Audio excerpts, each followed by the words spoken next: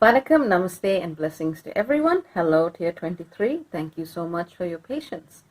Now, I wrote a letter to all of you yesterday explaining what's been going on and the kinds of insights that this month has allowed me to realize. Now, I do want all of you to read that letter because it summarizes a lot of the themes that are being processed collectively, and it also gives you a bunch of key dates for some of the alignments that you will want to look out for.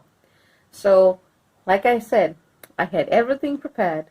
Technology struck. My mild concussion decided that I needed more rest. My flight got delayed. I got into a hotel room full of bed bugs. And there's just been one after another, after another, after another event that's been preventing me from doing this month so far. So being me, I decided to look at what the lesson was. And I'm like, okay, here I am. I've taken the time. I've gone for every meticulous detail. I have prepared everything as I said I would, and I think I'm doing the right thing. But the universe has other ideas. So it put me in a situation where, taking my own advice, I had to sit with my body, I had to look at it, I had to take care of myself a little bit more, and I had to pull my focus a little bit away back from the trees to look at the forest. You know that saying, missing the forest for the trees? So that is one of the key lessons, that despite the Virgo stellium in the skies, we are being asked to also remember at this time. There is indeed a larger picture. So I leave you to read the letter for more, general lessons on what this energy is bringing us. And today in this video, I want to talk about what that larger picture is. Effectively, the energy of this month, and I'm not too worried I haven't been able to get that video out to you because the energy has been more or less what I said it would be. There is this intensity of the Virgo stellium, and it is demanding that all of us find different understandings of how to serve, how to manage our health and daily well-being, how to look at what is truly important. And TIER23 is important to me, so I don't want you to think otherwise. But I wanted to do it in the best way possible for what the energy wanted me to say. But despite this focus on Virgo, the big picture that is coming through this month, despite the intensity, is kind of summarized in 3 days. One is the 14th of September. There's a lot that happens on that day. But on that day, we see, for example, Mercury and Venus leaving Virgo on the same day, according to universal time.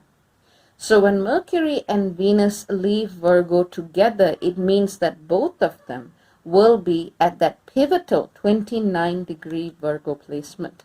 So your thoughts, your ideas, your mind, your digestion, the way you see the world, the way you ask yourself these questions of daily maintenance, health, service, and so on, this is going to be at like a peak.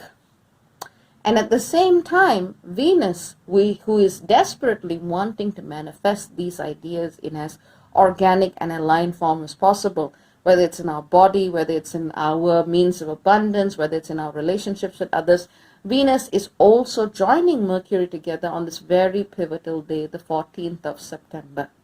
So whilst these two are doing their bit just before they move into Libra, on the same day, we are seeing several other extremely important alignments. They don't need to be super duper duper exact to have an influence, but I'm just going to go through some of them looking at the chart right now. So what we see is that there is a mutable T-square between Mars at 17 Virgo, Jupiter at 16 Sagittarius, Neptune at 17 degrees Pisces. So this mutable T-square is a lot trickier than it looks. It's been in play as the Virgo stellium has opposed Neptune, as it has been squaring Jupiter. So it's not like something out of the blue. But when Mars is involved in this particular T-square, the balancing act becomes a lot more intense. Mars in Virgo is yet again going to ask us to look at how we serve, what we do, and how we do it, and why, and all those questions we've covered. Jupiter is going to be asking us how our daily actions reflect a larger goal or vision or understanding of the world and our place in it. And Neptune is going to be throwing a spanner in all of those works. Because if what we are doing is not supporting our larger spiritual path, we're going to get some kind of an opposition. Sometimes an opposition from sources that we can't see, energies that we don't know. It could even be interference from other timelines, dimensions, past lives. Anything is possible with that alignment. Neptune is also asking us to go beyond the mind, beyond what the ego thinks or understands or identifies as truth, to look at what is that more transcendental experience of spirituality that can come through. And this is happening, this T-square is very, very strongly going on the same day that Mercury and Venus move out of Virgo. So everything that we are doing, all of these mutable signs are each giving us a different layer, a different picture of the puzzle. One asks us to look at the spirit, the other asks us to look at the mind, the other asks us to look at what is the known body of knowledge and how does the ego understand it to be truth or not. And whilst all of this is happening on this day, we are of course going to be seeing the full moon in Pisces. Now the full moon in Pisces is definitely a highlight on any spiritualist calendar, because that's the day where really it's one of those days actually where we touch the veil and what lies beyond the veil. So this is a time of every year, this is a time of heightened spiritual experience, where things are liminal, things are blurred, things are uncertain, things are clear, things are ambiguous, and different people respond to this energy differently. Some of you will see this as a need to escape. Some of you may go back to old, addictive, obsessive, or escapist behaviors if you're not careful, or if the energy is simply too overwhelming. Some of you may look at this energy and just kind of feel stuck in the mud, wondering, okay, here I'm being asked to be as logical and as rational and as pragmatic as I can, but I keep getting hit left field by things I can't see and I can't understand. In which case, seek out a facilitator whom you trust to help you clear some of that energetic and karmic debris so that you can see what's happening. Ultimately, the universe does not give us any tests or any kinds of trials if they didn't have some lesson or some other clue or puzzle for us to figure out in the journey of life. Typically, at least that is one of the key ways that spirituality tries to understand life. So no matter what comes up, don't allow yourself to fall into that cloud of nebulousness and ambiguity. Even if you can't figure it out, and if you feel stuck, you need to get a facilitator who can help. Now, whether it's me or whether it's someone else, go to someone you trust to help you deal with clearing the energy as and when required. Performing, Reiki on yourself or getting a Reiki treatment, for example, can also be highly beneficial, as can taking a salt bath, as can saging and smudging and things that we've talked about before.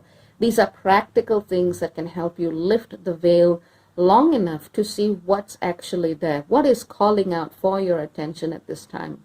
Is it a past life? Is it a past karmic contract that has yet to be fulfilled?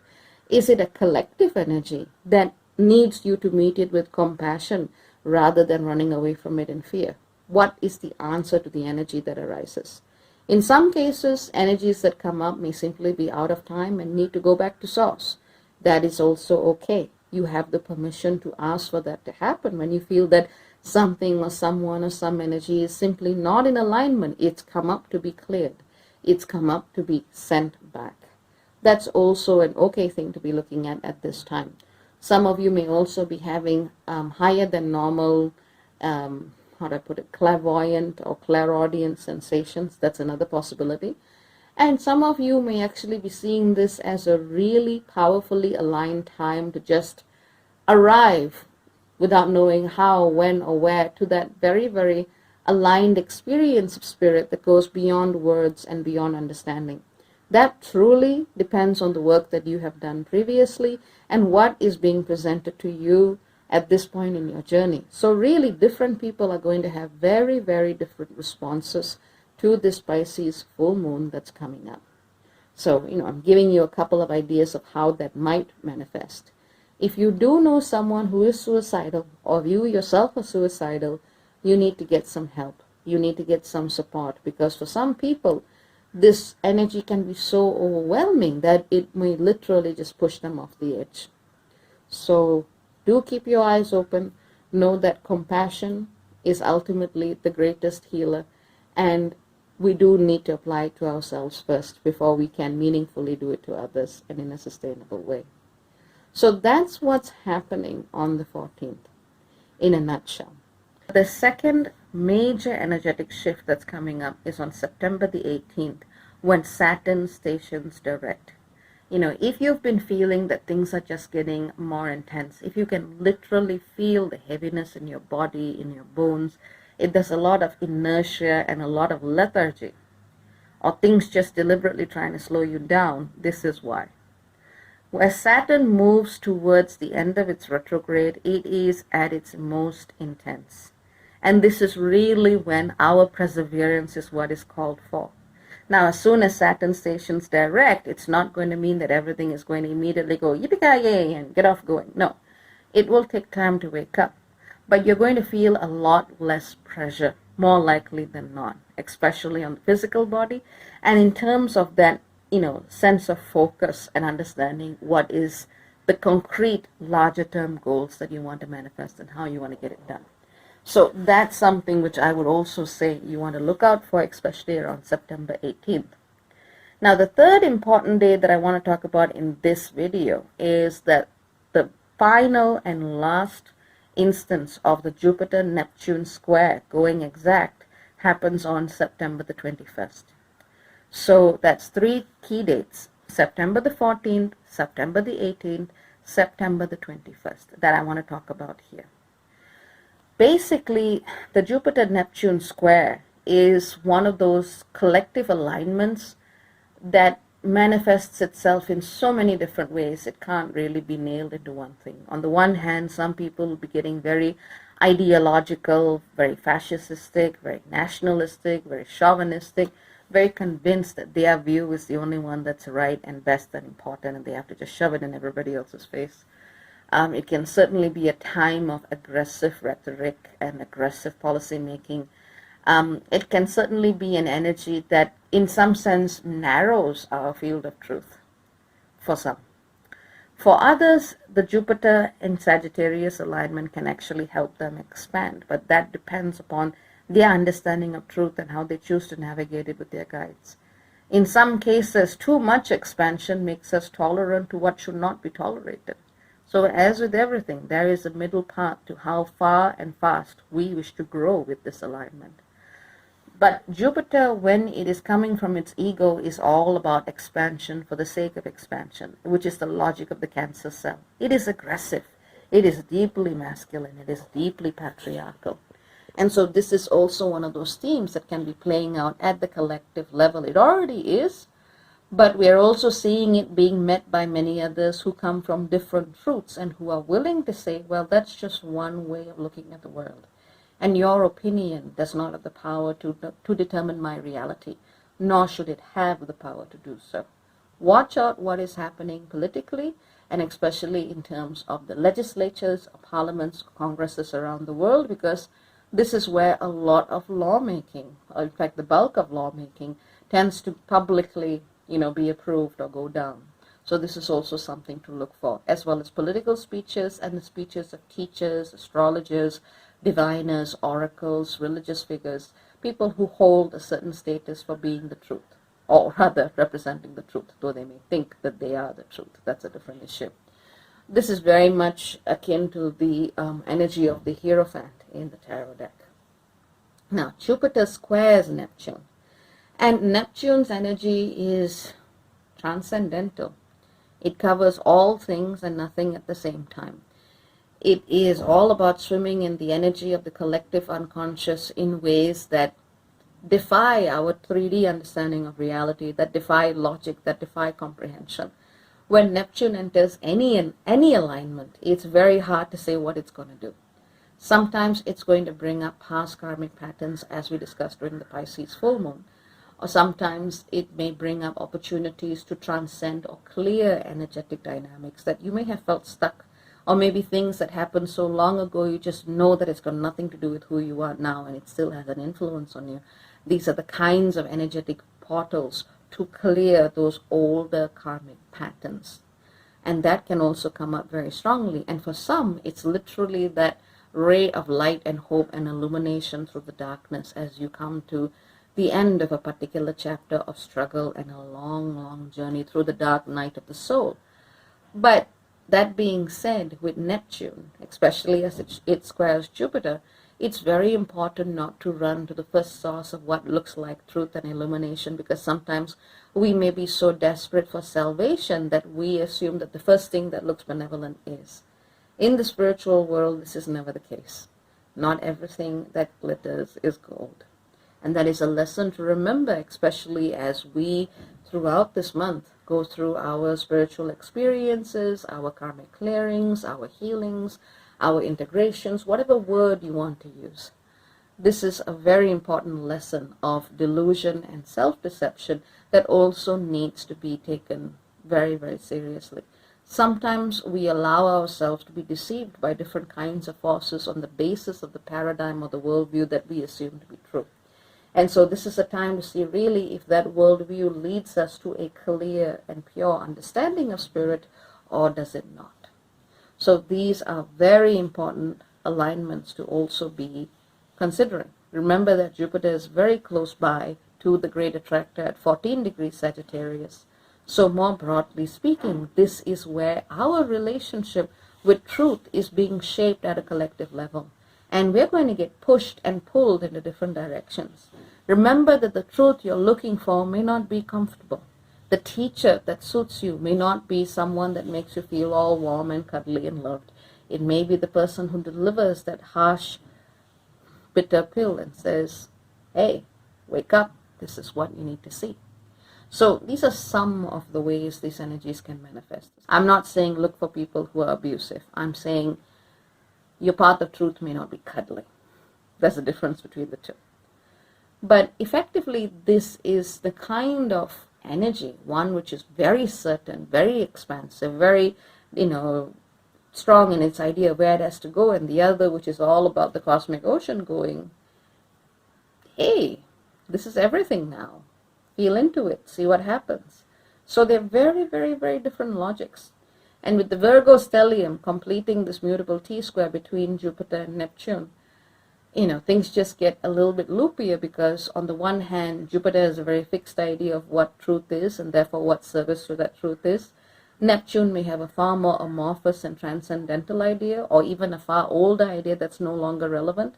And it may put some prescriptions onto what you are and what you need to manifest and how you need to behave in this timeline. So it's a mixed bag. But the key words here are self-care, and knowing when to surrender, whether it's to a higher power, whether it's to your understanding of divinity, or whether it's to that sense of faith that things are going to find a way through. And in some sense, that faith can actually take a lot of pressure off of ourselves. As long as we have been trying our best, there is no reason to be burnt out. That doesn't help anybody, doesn't help the planet, doesn't help the universe. But that's the key message that I have for these 3 dates for September the 14th, the 18th, and the 21st. Now, I will speak to you again after September the 21st, after this shift has happened. I want you to, if you use essential oils, remember to source oils that responsibly and respectfully engage the earth. Oils like lavender and frankincense will be very useful now, as for black pepper. But do check if it's contraindicated for you or your pets or your kids or whoever is in your environment before using it, especially if you are putting it into a bath or diffusing it or whatever, If you're using gemstones, I would highly recommend lepidolite, Lepidolite. Lepidolite is very calming, and it allows you to just let go of that stress that you're carrying so that you can actually go back deeper into your emotional space. So this is something that can actually be very, very useful when things get very dicey. But beyond that, honestly, I would say experience what comes up for you. And try not to take it too personally, even if it is trying to push you to do so, because your life is being worked out as part of greater collective forces, and that's true for everybody. So if you feel that God hates you, or if you feel that your life is just too heavy to bear, or whatever, you can be sure that a lot of people are feeling the same way. They are feeling that collective weight. But only if we are aware of the fact that it is collective, then can we realize that we don't need to internalize this as part of who we are and what our core identity is. We can realize that this is a collective energy that is ready and is something that we are all able to let go of the more we collectively, consciously decide it to be so. So that's probably as much as I can tell you. What I'm also being guided to tell you is, if you can, keep more roses in the home. Allow yourself to be bathed in the light of the feminine. For those of you who use rays in visualization, the pink ray would be good. For those of you who don't, using essential oils like geranium, rose, again, from a responsible source, if not contraindicated. Using gemstones like rhodochrosite, rhodonite, rose quartz, all the R's that are pink, basically. That can also help you bathe yourself in that softer energy that is trying to come through all of this density. Well, I would say that's what I'd like to tell you for part 2 of the September overview. As I said, I will be back after September the 21st, because there are more things happening in September after that. You know, the sun, for example, only leaves Virgo on September 23rd. And in that time, Mars and Venus will be doing stuff with Chiron and the node and everything. And there's just more stuff that's happening in that last week of September. So we will reconnect back after the 21st. And I hope this video gives you what you need to find your way through. Take care. Many, many blessings. Lots of love. Thank you for your patience. Thank you for your time and energy and willingness to appreciate my contributions to the world. And yeah, good luck. Ciao, ciao for now. Bye-bye.